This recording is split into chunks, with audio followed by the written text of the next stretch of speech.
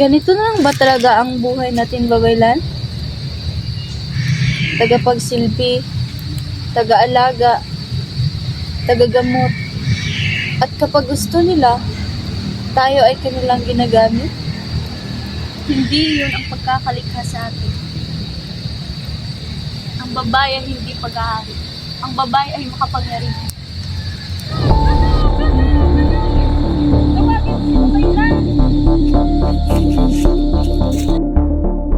May binanda ang anak ko. Anong nangyari?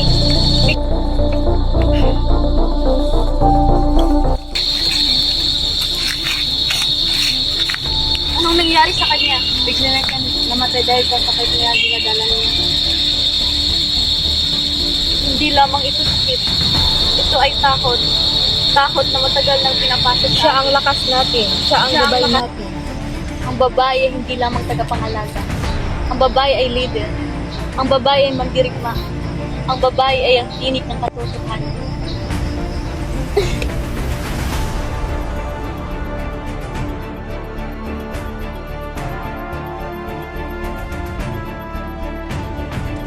Aray!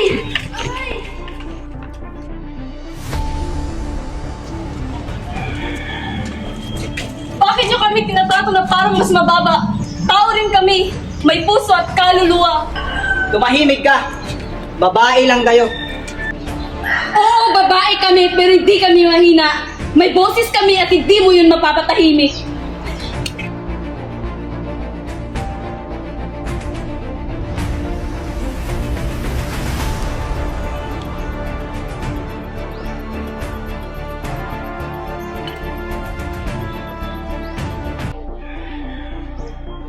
Sumunod ka.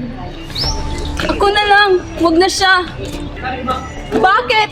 Bakit pati dangal namin gusto ninyong agawin? Tao rin naman kami. May puso, may pamilya at mas lalong may kaluluwa.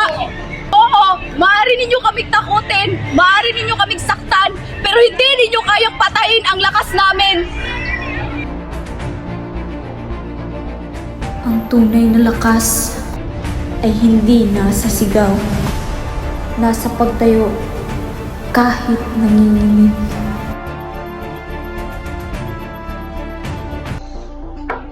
Bakit hindi ka na lang mag-asawa at mag-anak?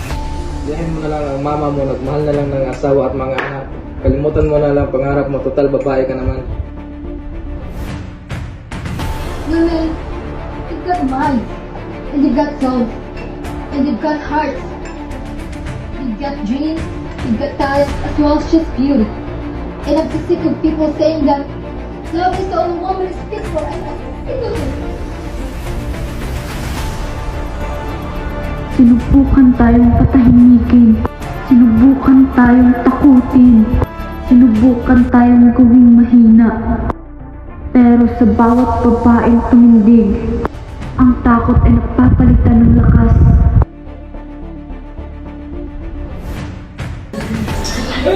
Okay, class, pumas ulit. Ako, Uma. Ikaw? Kaya mo bang maging leader? Babae ka, baka hindi mo kakayanin. Oo nga, mga mahina kasi kayo mga babae. Who are you to tell a woman to shut up and sit down? Leadership is not about gender. It's about courage at matagal na kaming matapang. Oo nga, kung kaya ninyo, mas kaya rin namin mga babae. Hindi kami humihingi ng espesyal na tao. Pantay na respeto lang. Kami ang mga anak ng babaylan.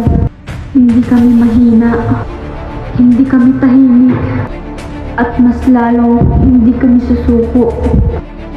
Noon, kami ang manggagamit. Ngayon, kami ang abogado, ang guro, ang sundalo, at leader. Ang boses namin ay hindi lang para marinig. Ito ay para magbago ang mundo.